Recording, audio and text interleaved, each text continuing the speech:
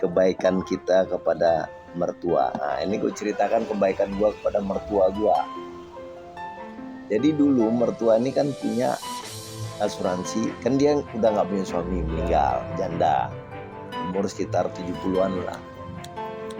Nah, dia diajak ke sini nggak mau tinggal, maunya tinggal di situ, ya kan, ya udah nggak apa-apa. Ya kita kan juga nggak bisa tinggal di situ. Kalau tinggal di situ kita mau makan apa? Kan kita hidup kan begitu memang kan. Itu realitas yang harus kita hadapi dan hidup. Nah, dia punya asuransi dari Bank BDN. Awalnya dulunya kan limitnya tinggi, lama-lama diturunin kan, benar nggak sih? Nah, jadi kalau nggak salah cuma 60-70. Pas bokap kena waktu itu sekali doang loh. Sekali habis loh, tinggal cuma 10 di Karya Bakti. Oh udah 60 juta aja, berarti tinggal 10. Berarti kalau dia sakit sekali lagi, dia cuma 10 juta. Selebihnya lu yang tanggung kan. Waduh gawat juga nih. Gue ikut BPJS itu nih. BPJS lu tau dari tahun berapa lahir?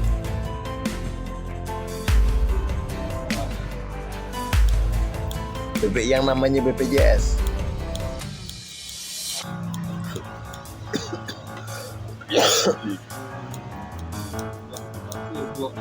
Nah, 2012 yang orang tahu rata-rata. Zaman kedua SBY. Ya kan? Gua orang yang nggak pernah kerja formal. Itu pernyataannya dulu.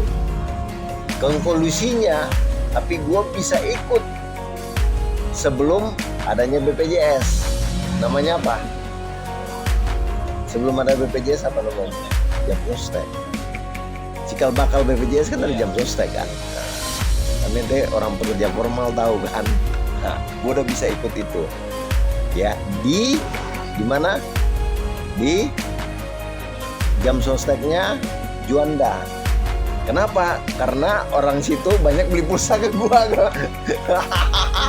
Ini hubungan relasi aja gue ngomong. Si Bibil itu lahir pakai jam sostek. Gua nggak pernah kerja formal. Gua dari dulu orangnya mitigasi risiko hidup. Ya, itu 8 juta dia ngelahirin normal nggak dibayar sama jam sostek. Gua acak-acak jam sostek, akhirnya dibayar. Itu gue kasih tahu lu aja. Gue udah berhubungan dengan biokrat itu udah banyak gitu. Nah, kembali ke kebaikan mertua.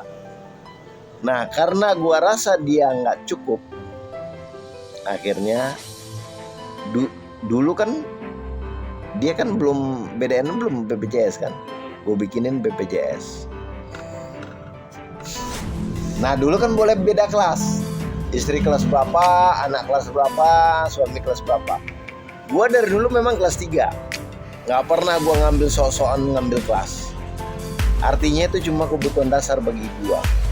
Mbak Dian, ibu itu kalau nggak salah kelas 2 kalau nggak salah, anak-anak gue kelas 3 ini.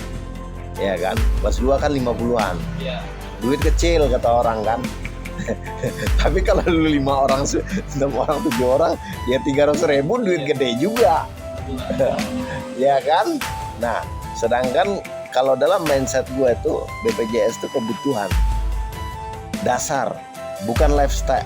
Dia bukan lifestyle. Nah, kalau lifestyle itu harusnya berimbang dengan apa? Dengan kalau lu punya lifestyle, lu harus berimbang dengan apa? Penghasilan lu kan? Bener nggak? Lu boleh bergaya tinggi kalau pendapatan lu tinggi, kan itu aturan.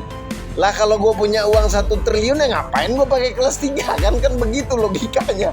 Lah gue tolol banget jadi orang, pasti gue bayar sendiri. Tapi itu sebagai kebutuhan dasar aja gue taruh. Ya, nah gue taruh ibu di situ. Nah, akhirnya sampai migrasi. Itu berapa tahun gue bayar nih? 4 tahun lebih. Ibu tahu nggak? Nggak tahu dia. Nah ini kebaikan gue kepada mertua gue. Nah ini gue ngomong aja sekarang. Lu tanya Mbak Dianda. Terus yang lucunya apa? Dia migrasi, ya. Dia migrasi dari mana? Dari pensiunan BDN migrasi ke BPJS. BPJS ibu ini bisa dibayar dua-duanya, gue nggak tahu. Akhirnya gue komplain, udah hampir 5 tahun tuh bayar, ini kok bisa 2. Gue udah awalnya mereka juga bingung gini-gini. Ternyata ibu tuh iya kan, KTP-nya itu migrasi NIK juga. Jadi NIK-nya tuh 2, jadi makanya bisa.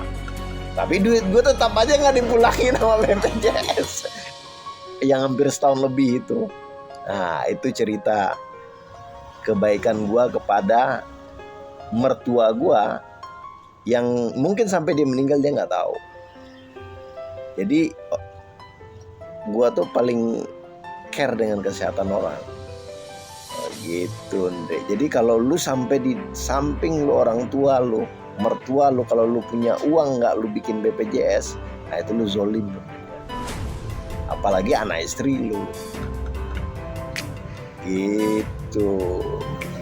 Itu namanya mitigasi hidup. Resikonya lu pindahin ke orang. Jangan lu berpikir hipokrit tau. Nah, hipokrit itu picik. Lu punya uang, lu nggak mau BPJS, ketika lu sakit baru lu bikin BPJS, itu hipokrit lu namanya. Ya, lu kalau nggak mau bikin BPJS sampai mati lu nggak usah bikin BPJS. Gitu, itu baru lu fair dengan nilai-nilai lu. Tapi ketika lu sakit baru lu nyuruh orang lain urunan untuk bayarin lu, nyuruh negara untuk bayar lu, itu hipokrit namanya lu. Ini dalam pandangan gua. Gitu. Ya lu habisin dong duit lu jual rumah lu jual ini. Nah itu baru fair. Gitu, Andre. Oke? Nah, demikianlah cerita kita tentang kebaikan kepada mertua. Akhir kata, wabillahi taufiq wal hidayah. Assalamualaikum warahmatullahi wabarakatuh.